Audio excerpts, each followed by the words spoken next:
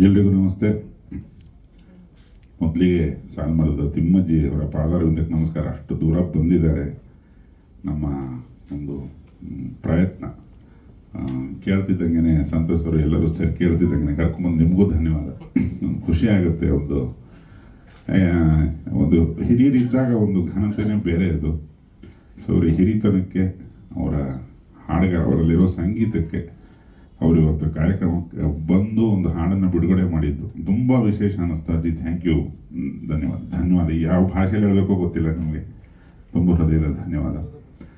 ಇವ್ರು ಬಂದಿದ್ದು ಖುಷಿ. ಇನ್ನೊಂದು ಏನಂದರೆ, ನಾವು ಶ್ರೀಯುತ ಅಣ್ಣವರಿಗೆ ಧನ್ಯವಾದ ಹೇಳಲೇಬೇಕು. ಈ ಟೈಟ್ಲಿಗೆ ಕುಲದಲ್ಲಿ ಕೇಳಿ ಅವರು ಸತ್ಯ ಹರಿಶ್ಚಂದ್ರ ಸಿನಿಮಾದ ಗೀತೆ ಅದನ್ನು ಒಂದು ಟೈಟ್ಲಾಗಿ ಇಟ್ಟಾಗಲೇ ಅದಕ್ಕೊಂದು ವಿಶೇಷವಾದ ಪ್ರಭೆ ಬಂತು ಸಿನಿಮಾಗೆ. ಅಲ್ಲಿಂದ ನಾನು ನೆನೆಸ್ತಾ ಬಂದರೆ, ಈ ಶುರು ಮಾಡಿ 1.25 ವರ್ಷದ ಮೇಲೆ ಆಯ್ತು ಈ ಸಿನಿಮಾ. ಒಂದಾದ್ಮೇಲೆ ಒಂದು ಕಷ್ಟಜೀವಿಗಳು ಸೇರ್ಕೋತಾನೆ ಹೋಗ್ತಿದ್ದಾರೆ ಅದಕ್ಕೆ. ಆಮೇಲೆ ಫೈನಲ್ ಆಗಿ ಮೊನ್ನೆ ಸಿನಿಮಾ ನೋಡಿದಾಗ್ಲೂ ಅನ್ನಿಸ್ತು, ಒಂದು ಗ್ರಾಮೀಣ ಪ್ರತಿಭೆ ಮನುನ ತರಬೇಕು ಅಂಥೇಳಿ ಆ ಥರ ಸಂತೋಷ್ ಅವ್ರನ್ನ ಕರ್ಕೊಂಬಂದಿದ್ದು ಮೊನ್ನೆ ನಡೆದಂಗಿದೆ. 1.5 ವರ್ಷ ಕಳೆದಿದ್ದೇ ಗೊತ್ತಾಗಿಲ್ಲ ನಮಗೆ. ಅಲ್ಲಿಂದ ಹಿಡಿದು ಒಂದು ಪ್ರತಿಭೆಗೆ ಅವರು ಹಣ ಹಾಕ್ತೀನಿ ಅಂದಾಗಲೇ ಅಲ್ಲೊಂದು ಪಾಸಿಟಿವ್ ನೋಟ್ ಇದೆ.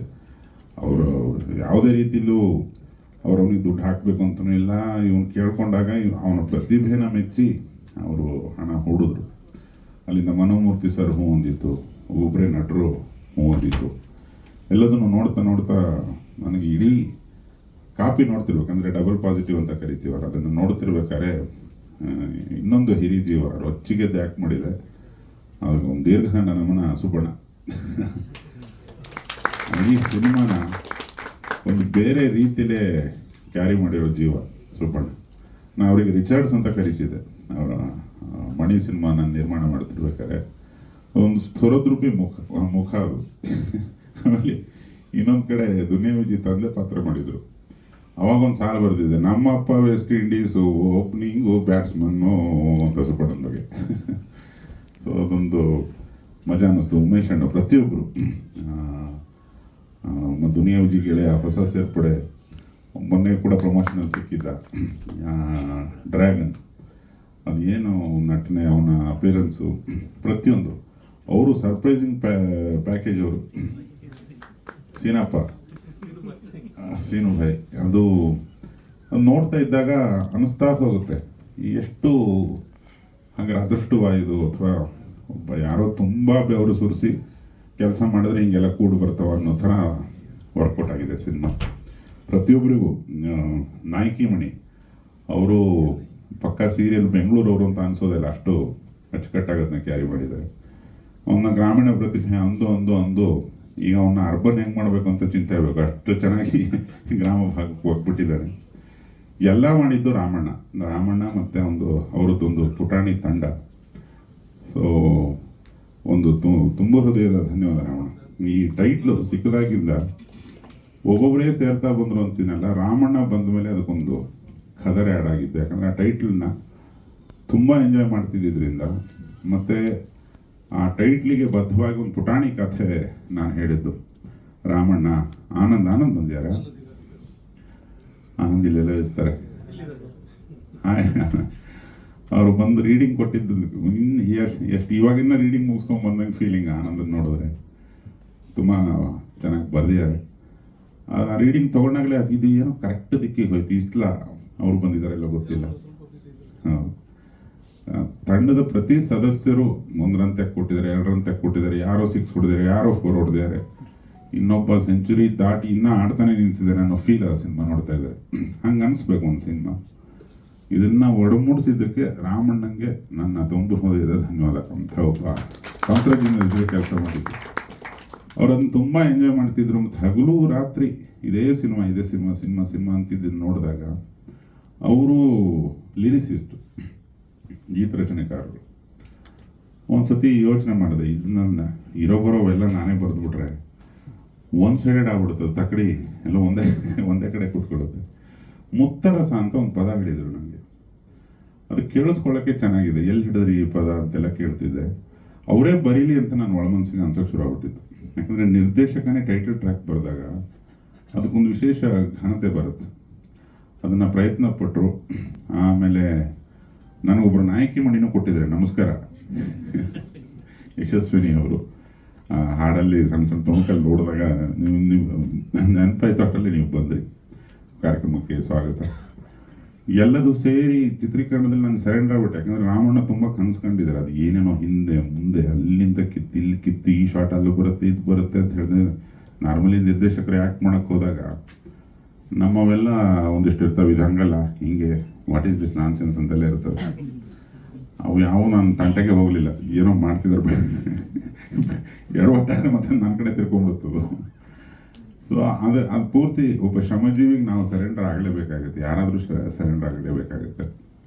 ಹೀಗೆ ಒಂದು ಶ್ರಮ ವಹಿಸಿ ಮಾಡಿರೋ ಚಿತ್ರ ಇವತ್ತು 3ನೇ ಹಾಡಿನ ಬಿಡುಗಡೆ.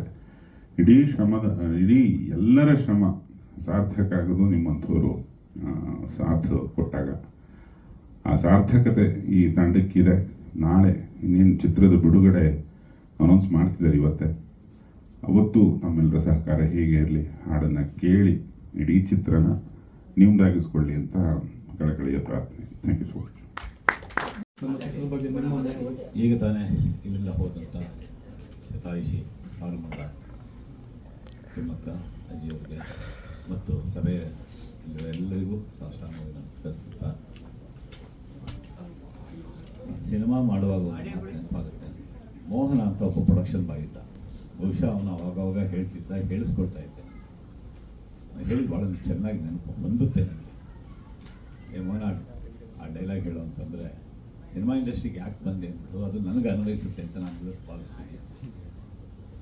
ವಿಮಲ್ ಬಟ್ಟೆ ಹಾಕ್ಕೊಂಡು, ಇದು ನಂದಲ್ಲ ಆತ ಹೇಳ್ತಾ ಇದ್ದೆ, ಪಾಪ ಮೋಹನ ಇಲ್ಲ ಈಗ. ವಿಮಲ್ ಬಟ್ಟೆ ಹಾಕ್ಕೊಂಡು ಕಲರ್ಫುಲ್ಲಾಗಿ ಮೆರಿಬೇಕು ಅಂತ ಇಂಡಸ್ಟ್ರಿಗೆ ಬಂದೆ. ಆದರೆ ಕೈಗಂಟಿದ್ದು ಕೊಳೆಗೆ ವಿಮ್ ಪೌಡರ್ ಪಾತ್ರೆ ತಿಕ್ಕೋದಕ್ಕೆ ಅಂತ. ಆ ರೀತಿ ಆ ವಿಮ್ ಪೌಡರ್ ನಾನು ಅಂಟಿಸ್ಕೊಂಡಿದ್ದೀನಿ ಸಿನಿಮಾ ಇಂಡಸ್ಟ್ರಿನಲ್ಲಿ. 54 ವರ್ಷ ಆಯಿತು ನಾನು ಕಲಾವಿದನಾಗಿ ಆಗಬೇಕು ಅಂತಲೇ ಚಿತ್ರರಂಗಕ್ಕೆ ಬಂದಿದ್ದು. ಚಿತ್ರರಂಗಕ್ಕೆ ಬಂದ ಮೇಲೆ ನಾನು ರಂಗಭೂಮಿಗೆ ಹೋದೆ. ಎಲ್ಲರೂ ರಂಗಭೂಮಿಯಿಂದ ಸ್ಪ್ರಿಂಗ್ ಆಗಿ ಜಿಗಿದು ಚಿತ್ರರಂಗಕ್ಕೆ ಬರ್ತಾರೆ ಅಥವಾ ಕಿರುತೆರೆಗೆ ಹೋಗ್ತಾರೆ. ಈಗ ನಾನು ಚಿತ್ರರಂಗಕ್ಕೆ ಬಂದು ಸುಮಾರು ಒಂದು 10 ವರ್ಷ ಆದಮೇಲೆ ರಂಗಭೂಮಿನಲ್ಲಿ ಕಾಲಿಟ್ಟೆ. ಅಲ್ಲಿನೂ ಹೆಸರು ಮಾಡಿದೆ ಅಂತ ಅಂದ್ಕೊಳ್ತೀನಿ. ಸೊ ಇಷ್ಟು ವರ್ಷಗಳಾದರೂ ಸುಮಾರು ಪಾತ್ರಗಳು ಮಾಡಿದ್ದೀನಿ, ರಾಜ್ಯ ಪ್ರಶಸ್ತಿ ಬಂದಿದೆ, ಎಲ್ಲ ಬಂದಿದೆ. ಅದೇ ನನಗೆ ಮಾಡಿದ್ದೀನಿ, ಈ ಕ್ಯಾರೆಕ್ಟ್ರು ತುಂಬ ಚೆನ್ನಾಗಿದೆ, ನನಗೆ ಹೊಂದ್ತಾ ಇದೆ, ನಾನು ಮಾಡಿದ್ದೀನಿ, ಜೀವ ತುಂಬಿದ್ದೀನಿ ಅನ್ನೋ ಒಂದು ಪಾತ್ರ ಬಂದಿರಲಿಲ್ಲ.